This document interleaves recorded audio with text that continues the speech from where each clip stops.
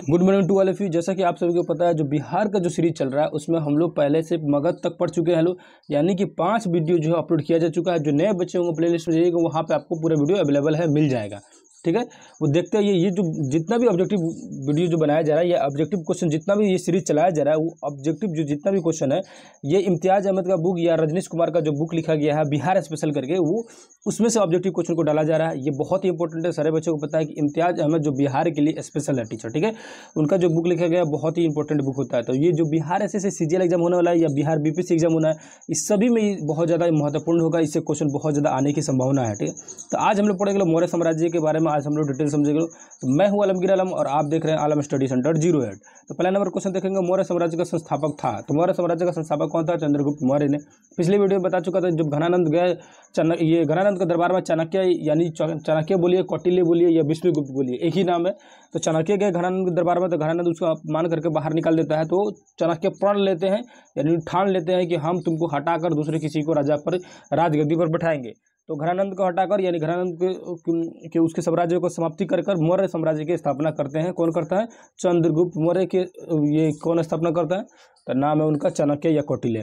तो मौर्य का संस्थापक कौन था? तो चंद्रगुप्त मौर्य था, लेकिन स्थापना करने में सहायता किसने किया था? तो आएगा, आगे आएगा चाणक्य के बारे में। सेकंड नंबर क्वेश्चन देखेंगे, मौर्य साम्राज्य की राजधानी थी पाटलिपुत्र। याद रखना, पाटलिपुत्र इसकी राजधानी थी, वही पाटलिपुत्र शहर जिसको उदयन ने बसाया था। ठीक है। थर्ड नंबर क्वेश्चन देखेंगे, तो चंद्रगुप्त मौर्य के मगध की सत्ता किसकी सहायता से प्राप्त की? वही क्वेश्चन आ गया, तो चाणक्य यानी विष्णुगुप्त की सहायता से प्राप्त की। ठीक है। 4 नंबर क्वेश्चन देखेंगे, तो मौर्य साम्राज्य की स्थापना हुई, तो 320 ईसा पूर्व में मौर्य साम्राज्य की स्थापना हुई। ठीक है, वही 320 ईसा, क्योंकि 321 हम लोग पढ़ेंगे लोग कि सिकंदर आ जाएगा आक्रमण करने के लिए ना। ठीक है, उसके 5 नंबर क्वेश्चन देखेंगे, तो यूनानी दूत मेगास्थनीज किसके दरबार में पाटलिपुत्र आया था? तो किसके दरबार में आया था? तो याद रखना, और चंद्रगुप्त मौर्य के दरबार में आया था। देखो क्या हुआ था ना, जो मेगास्थनीज है ना, सेल्यूकस निकटर है, सिकंदर का सेनापति था सेल्यूकस निकटर। ठीक है, सिकंदर का सेनापति सेल्यूकस निकटर। वो सिकंदर क्या हुआ कि सिकंदर हार गए, यहाँ से वापस भाग गया कि हम नहीं लड़ेंगे चंद्रगुप्त मौर्य से, लेकिन सेल्यूकस निकटर नहीं माना, वो बोला कि हम लड़बे करेंगे। तो लड़ाई किया, लड़ाई में हार गया। तो हारने के बाद अपनी बेटी है ना कार्नेलिया से ब्याह करा दिया चंद्रगुप्त मौर्य को, है ना। चंद्रगुप्त मौर्य का ये सब इतिहास का बड़ी जबरदस्त एकदम कहानी की तरह पढ़ाएंगे। वो इतिहास का सेशन चल रहा है, जिसको वीडियो वगैरह देखना है, वो इतिहास का वीडियो प्लेलिस्ट में दिया गया है, वो देख सकते हैं। वहाँ पर अभी वेद का वीडियो अपलोड किया गया है, वेद तक पढ़ा चुके हैं, आगे धीरे धीरे जैसे जैसे आएगा उसको पढ़ाते रहेंगे। ठीक, उसमें बहुत डिटेल से पढ़ाते हैं, बहुत बेहतर तरीके से पढ़ाते हैं। तो जो भी बच्चों को इतिहास वगैरह देखना है वो जाकर देख सकते हैं। ठीक है। 6 नंबर क्वेश्चन देखेंगे, तो मगस्थनीज का पाटलिपुत्र आगमन हुआ। तो मेगास्थनीज जो है पाटलिपुत्र में कब आया? तो 315 ईस्वी में मेगास्थनीज जो आया पाटलिपुत्र पर। ठीक है। 7 नंबर देखेंगे, चंद्रगुप्त मौर्य के दरबार में मेगास्थनीज को भेजने वाला शासक था। तो कौन भेजा था? तो सेल्यूकस, वही बोल रहे थे, अभी बोल रहे हैं सेल्यूकस निकटर, वही है, सिकंदर का सेनापति है सेल्यूकस निकटर, यही भेजा था मेगास्थनीज को। ठीक है। 8 नंबर क्वेश्चन देखेंगे, किस शासक के शासनकाल में के समय मगध पर 12 वर्षों का भीषण अकाल पड़ा था? यही चंद्रगुप्त मौर्य के समय ही भी बहुत भीषण अकाल पड़ा था। ये क्या किए थे ना, कर्नाटक चले गए थे भद्रभाव के साथ में, श्रवण बेलगोला, वहीं पर संलेखना विधि द्वारा मर गए। संलेखना विधि क्या होती है? भूखे प्यासे बैठे रहिए, भूखे तेज तड़प का मतलब मर जाइए, ये सब जैन धर्म में होता है। ठीक है, तो यानी कि इससे क्या क्या पता चला, चंद्रगुप्त मौर्य आगे जाके जैन धर्म अपनाएंगे। ठीक है, और श्रवण बेलगोला जो कर्नाटक में जो जगह है वहाँ पे जाएंगे, और किसके साथ जाएंगे? तो भद्रभाव के साथ जाएंगे। ठीक है, वहाँ पे जाकर संलेखना विधि से मर जाएंगे। ठीक है, ये सब क्वेश्चन आगे भी मिलेगा, लेकिन अभी बता दे रहे हैं, समझिए। 9 नंबर क्वेश्चन देखेंगे, तो चंद्रगुप्त मौर्य का प्रधानमंत्री था। तो प्रधानमंत्री वही चाणक्य था। ठीक है।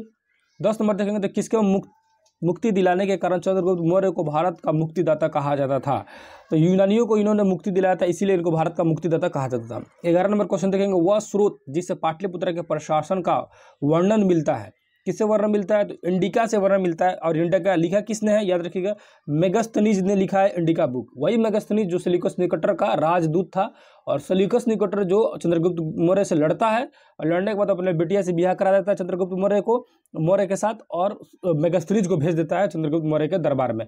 वही जब मेगास्थनीज जब आता है उनके दरबार में, तो इंडिका नामक पुस्तक लिखता है, उससे हम लोग को पाटलिपुत्र के बारे में या चंद्रगुप्त मौर्य के बारे में पता चलता है। ये क्वेश्चन जो है बीपीएससी 46वीं में पूछ चुका है, इसीलिए ये ज़्यादा इंपॉर्टेंट है, देखने की ज़्यादा जरूरत है। ठीक है, बहुत सारे क्वेश्चन जैसे मिलेंगे सब वही सब मिलेंगे जो बीपीएससी वगैरह में पूछा गया है क्वेश्चन। ठीक है। 12 नंबर क्वेश्चन देखेंगे, तो नंद वंश के पश्चात मगध वंश पर किस राजवंश ने शासन किया? तो नंद वंश के पास मौर्य वंश ने आया। अभी बताया कि घनानंद को मारकर चंद्रगुप्त मौर्य शासक बनता है। 13 नंबर क्वेश्चन देखेंगे, तो मेगास्थनीज की पुस्तक कौन सी है? तो मेगास्थनीज का अभी बताया गया इंडिका पुस्तक है, मेगास्थनीज द्वारा लिखा गया। 14 नंबर देखेंगे, तो अर्थशास्त्र के लेखक हैं। अर्थशास्त्र कौन सा लेखक है? तो कौटिल्य। अर्थशास्त्र जो बुक जो है वो किसने लिखा था, तो कौटिल्य यानी ये चाणक्य या विष्णुगुप्त, एक ही नाम है, ये तीन नाम है, एक ही व्यक्ति है, ठीक है। 15 नंबर क्वेश्चन देखेंगे तो पाटलिपुत्र के शासन व्यवस्था की विस्तृत वर्णन किस विदेशी यात्री के वृत्तांत में मिलती है, तो मेगास्थनीज के मिलती है, वही विदेशी यात्री था जिसने अपने पुस्तक इंडिका में लिखा है। 16 नंबर क्वेश्चन देखेंगे तो चंद्रगुप्त मौर्य के उपरांत मौर्य साम्राज्य का शासक बना, तो चंद्रगुप्त मौर्य के बाद कौन बनता है, तो बिंदुसार बनता है। याद रखना बिंदुसार और बिंबिसार में बहुत अंतर होता है, दोनों काफी कंफ्यूजन होता है। बिंबिसार आएगा, जो बिंब आएगा बिंबिसार, तो देखो बताओ घर बनने से पहले बिंब बनता है कि नहीं, पिलर बनता है कि नहीं, उसी को हम लोग बिंब बोलते हैं कि नहीं।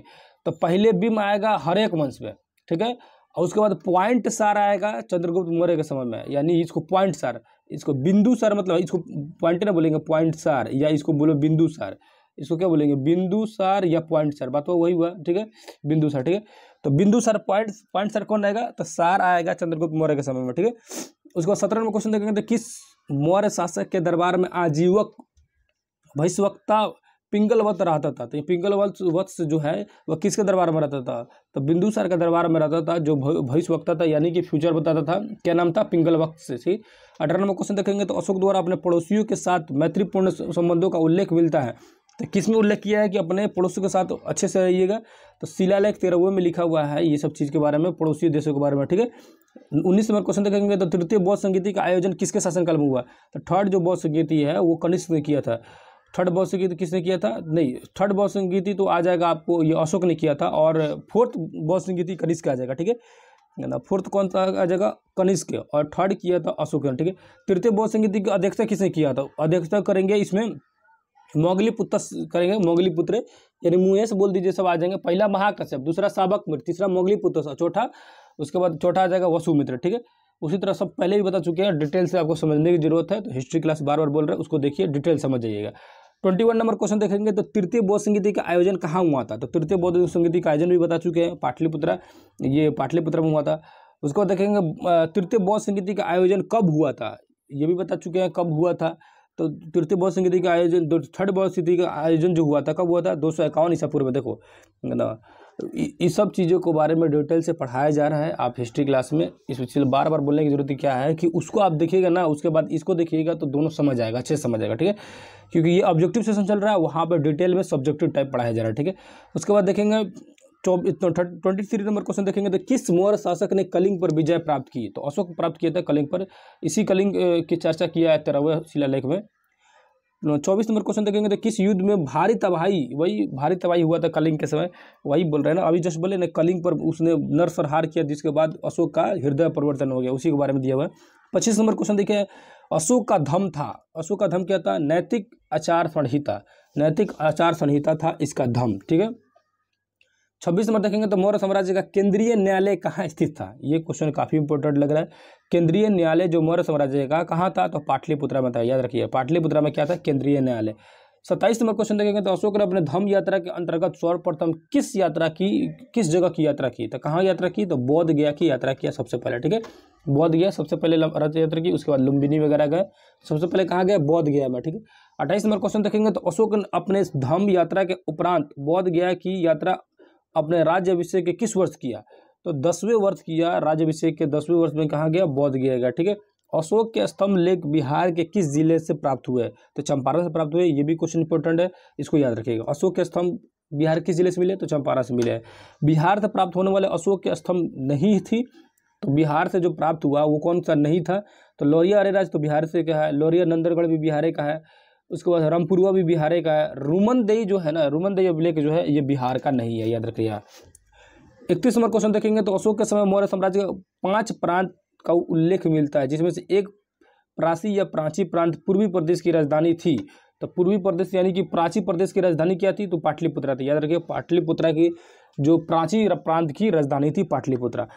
32 नंबर क्वेश्चन देखेंगे तो पाटलिपुत्रा में स्थित चंद्रगुप्त का महल मुख्यतः बना था, लकड़ी का बना हुआ था, लकड़ी का बना हुआ था, ये बीपीएससी 41वें का बना पूछा हुआ क्वेश्चन कि जो पाटलिपुत्रा में जो चंद्रगुप्त मौर्य का जो किला बना हुआ है वो किस चीज़ का बना हुआ था, लकड़ी का बना हुआ है, याद रखिएगा। 33 नंबर क्वेश्चन देखेंगे तो चंद्रगुप्त मौर्य का राजप्रसाद स्थित था, तो राजप्रसाद कहाँ स्थित था, राजप्रसाद स्थित है, याद रखिएगा कुम्हरहार पटना में, ये चंद्रगुप्त मौर्य का राजप्रसाद जो स्थित था, कहाँ पर स्थित था, कुम्हरहार पटना में, आज भी ये फेमस है उसी के लिए। 34 नंबर क्वेश्चन देखेंगे तो किस विद्वान ने चंद्रगुप्त मौर्य के राजप्रसाद के बारे में कहा है कि उसकी शान शौकत का मुकाबला न तो सूसा और न एक वेतना कर सकते हैं। किसने कहा है? तो एरियन ने कहा है ये बातें कि इस सूसा और वेतना के बारे में, एक वेतना के बारे में किसने कहा है? तो एरियन ने कहा। सूसा और एक वेतना के बारे में एरियन ने कहा। इस पर इतना याद रखिए, ठीक है। 35 में क्वेश्चन देखेंगे तो चंद्रगुप्त मौर्य के राजप्रसाद के बारे में किसने कहा है कि यह प्रसाद मानव कृति नहीं वरना देवों द्वारा निर्मित है। किसने कहा है? तो फाहियान ने कहा है, ठीक है। यह प्रसाद मानव कृति नहीं है वरन देवों द्वारा निर्मित है। मतलब ये जो प्रसाद बनाया गया है ये मानव द्वारा नहीं बनाया गया, ये देव द्वारा बनाया गया। बहुत ही खूबसूरत तरीके से, ठीक। ये किसने कहा है? फाहियान ने कहा, ठीक है। 36 नंबर क्वेश्चन देखेंगे तो 36 क्वेश्चन दिया है कि किस शासक ने गया का निकट बराबर की पहाड़ियों के आजीवकों के लिए गुफाओं का निर्माण करवाया था। तो अशोक ने आजीवक संप्रदाय के लिए क्या किया? बराबर की पहाड़ियों में गुफाओं का निर्माण कराया था। 37 नंबर क्वेश्चन देखेंगे तो गया के समीप नागार्जुन पहाड़ियों की में प्रसिद्ध गोपी गुफा का निर्माण करवाया था। दशरथ ने करवाया था गोपी गुफा का निर्माण। याद रखिएगा, गोपी गुफा का निर्माण किसने करवाया था? तो दशरथ ने करवाया था। 38 नंबर देखेंगे तो मौर्यकालीन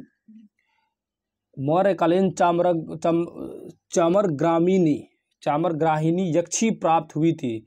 तो मौर्यकालीन चामरग्राहिनी यक्षी प्राप्त हुई थी। किससे प्राप्त हुई थी? तो दीदारगंज जो था, दीदारगंज पटना में, वहां से प्राप्त हुई थी चामरग्राहिनी यक्षी। चामरग्राहिनी यक्षी कहाँ से प्राप्त हुई? तो दीदारगंज पटना से, ठीक है। 39 नंबर क्वेश्चन देखेंगे तो बिहार के किस स्थान से मौर्य काल में बने जैव तीर्थंकरों की प्रतिमा प्राप्त हुई थी? यानी कि जैव तीर्थंकर जो थे उनकी प्रतिमा कहाँ से प्राप्त हुई? तो लोहानीपुर जो पटना है वहाँ से प्राप्त हुआ है। जैव धर्म के तीर्थंकरों के मिला हुआ है, ठीक है। 40 नंबर क्वेश्चन देखेंगे तो पाटलिपुत्र का नगर का निर्माण तथा सुंदरता का वर्णन किया है। किसने वर्णन किया? तो मेगास्थनीज ने किया है। देखो, मेगास्थनीज का जो पुस्तक इंडिका है जो अभी बताया है उसमें पाटलिपुत्र के बारे में डिटेल में लिखा गया है। 41 नंबर क्वेश्चन देखेंगे तो पाटलिपुत्र को किस शासक ने सर्वप्रथम अपनी राजधानी बनाया था? तो पाटलिपुत्र को किस शासक ने सर्वप्रथम अपनी राजधानी पर बनाया था? तो चंद्रगुप्त मौर्य ने बनाया था। लेकिन अगर पूछेगा कि पाटलिपुत्र शहर किसने बसाया था, तो पाटलिपुत्र शहर जो बसाया था उदयन ने, ठीक है, याद रखना। और उसी ने राजधानी भी वहाँ शिफ्ट कर दिया था, उदयन, इससे पहले ही। अशोक के शासनकाल में बौद्ध सभा किस नगर में आयोजित किया गया था? तो याद रखना, अशोक के शासनकाल में जो बौद्ध सभा जो हुई पाटलिपुत्र में हुआ था, ठीक है। उसके बाद क्वेश्चन देखेंगे तो किसके शासनकाल में मिस्र के राजा फिलाडेल्फस यानी टालमी द्वितीय ने डियामिसियस नामक राजदूत को पाटलिपुत्र भेजा था? तो बिंदुसार के शासनकाल में। पॉइंट सार, यानी चंद्रगुप्त मौर्य के बाद आ रहा है कौन? बिंदुसार, ठीक है। उसके बाद देखेंगे तो किस विद्वान के अनुसार जो मौर्य ने पालीब्रोथस यानी पाटलिपुत्र उपनाम धारण किया था? तो किस विद्वान के अनुसार चंद्रगुप्त मौर्य ने क्या जो उपनाम धारण किया था, यानी कि निक नेम क्या था? पाटलिपुत्रम। किसने कहा था ये बात? ये कह रहा है स्ट्रेबो ने कहा है कि चंद्रगुप्त मौर्य का एक और नाम था पाटलिपुत्रम, ठीक है। उसके बाद देखेंगे क्वेश्चन 45 नंबर क्वेश्चन देखेंगे तो यूनानी दूत डिमोल्किस जो का आगमन मगध के किस शासक के दरबार में हुआ था? यानी डिमोल्किस जो आया था, डिमोल्किस किसके दरबार में आया था? तो पॉइंट सार के दरबार में आया था, ठीक है। 46 नंबर क्वेश्चन देखेंगे तो केवल वह स्तंभ जिसे अशोक के स्वयं को मगध का सम्राट बताता है। तो अशोक के मगध का सम्राट बताता है कौन सा अशोक है, कौन सा स्तंभ है? तो भाब्रू जो स्तंभ है, भाब्रू स्तंभ, याद रखना। भाब्रू स्तंभ में उसको बताता है कि मगध सम्राट के बारे में चर्चा है। देखो क्या हुआ है ना, इसके जितने भी अभिलेख वगैरह लिखे गए ना, जिसने भी स्तंभ लेख या अभिलेख लिखे हुए हैं, किसी में इसका नाम अशोक है, किसी में नाम इसका राजा है, किसी में इसका सम्राट नाम है, किसी में प्रियदर्शनी लिखा हुआ है, अलग अलग नाम दिया हुआ है। तो वही चीज पूछता है कि जो सम्राट शब्द जो है किस अभिलेख में है? तो भाब्रू अभिलेख में, ठीक है। 47 नंबर क्वेश्चन है बराबर की गुफाओं का उपयोग किसके आश्रय गृह के रूप में किया गया? तो आजीवक संप्रदाय के लिए बनवाया था अशोक ने, क्योंकि आजीवक संप्रदाय को उसके बाबूजी मानते थे। कौन थे? चंद्रगुप्त मौर्य, ठीक है, वो मानते थे। बाबूजी नहीं, दादाजी हो गए, ठीक है, क्योंकि चंद्रगुप्त मौर्य हो गया, उसके बाद उनका बेटा आएगा बिंदुसार का बेटा आएगा अशोक की राजधानी कहाँ थी? तो अशोक की भी राजधानी पाटलिपुत्र थी, याद रखिएगा। 49 नंबर क्वेश्चन देखेंगे तो मौर्य काल के पाटलिपुत्र प्रशासन 3 नागरिकों की सभा प्रचलित थी, तो मतलब संचालित करती थी, जो 5 सदस्यों की 6 समितियों में संगठित थी। यह कथन किसका है? तो यह कथन मेगास्थनीज है। देखो, 3 नागरिकों की सभा संचालित करती थी और 6 समितियां थी, और या ये भी क्वेश्चन पूछता है कि जो देश को है ना, देश में 7 वर्गों में विभाजित था, यानी देश में का विभाजन जो है 7 भागों में था। ये सब चीज़ें किसने कहा था? तो मेगास्थनीज ने कहा था। 50 नंबर क्वेश्चन देखेंगे तो 50 नंबर क्वेश्चन में देखेंगे मौर्य प्रशासन के संबंध में कौन सा कथन सही है? तो उपयुक्त में से सभी कथन सही है। ये केंद्रीकृत करों का बोझ अधिक था और प्रशासन तंत्र कठोर था। ठीक है। 51 नंबर क्वेश्चन देखेंगे तो अशोक के संबंध में कौन सा कथन सही है? तो ये तीनों कथन जो सही हो जाएगा, तीनों कथन को देख लीजिएगा। 52 नंबर क्वेश्चन में देखेंगे तो देवनापिय नाम से किस शासक ने अपने आप को संबोधित किया है? तो ये अशोक ही है। हम बोले ना कि उनका नाम देवप्रिय था, उसके बाद प्रियदर्शनी था, अशोक था, बहुत सारे नाम था। ठीक है। अलग अलग स्तंभ में इनका लिखा गया। ठीक है। 53 नंबर क्वेश्चन देखेंगे तो धम्म महापात्र के कार्य क्या थे? धम्म महापात्र के कार्य चारों काम थे, ये देख सकते हैं। डी नंबर आंसर हो जाएगा। धम्म नीति क्रियावन, लोगों के बीच दान वितरण करना, जन कल्याण का उपाय करना, ये सभी था। 54 नंबर क्वेश्चन देखेंगे तो मौर्यकालीन प्रशासन में राजू के कार्य थे। राजू क्या काम था? तो उपयुक्त में सभी था। न्याय, प्रशासनिक व्यवस्था और राजस्व विभाग, ये सब था। ग्राम प्रशासन। 55 नंबर क्वेश्चन देखेंगे तो मौर्यकालीन विद्वानों का किसका नाम आता है? तो इसमें कौन सा नाम आता है? तो याद रखिएगा तीनों का नाम आता है, कौटिल्य, पाणिनि और उपावर्ष। ठीक है। तीनों का नाम आता है, याद रखिए। 56 नंबर क्वेश्चन में दिया हुआ है। 56 नंबर क्वेश्चन में देखेंगे तो मौर्यकालीन स्थापत्य का सुंदर उदाहरण क्या है?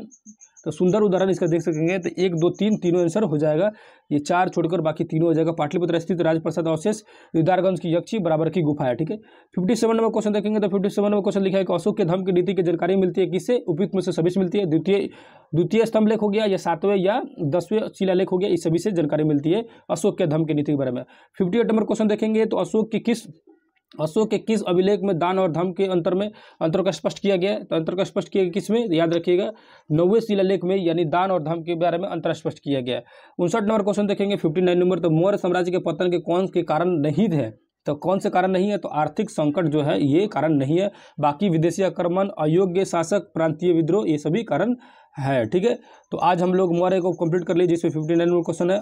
कल के वीडियो में हम लोग मौर्योत्तर बिहार को देख लेंगे। तो आज इसको पूरा कंप्लीट तरह से देख लीजिए। जहां भी आप किसी प्रकार का बहुत दिक्कत हो कमेंट कर पूछ सकते हैं। तो फिर किसी दूसरे वीडियो मिलेंगे, तब तक के लिए धन्यवाद, नमस्कार, अस्सलाम वालेकुम, जय हिंद, जय भारत।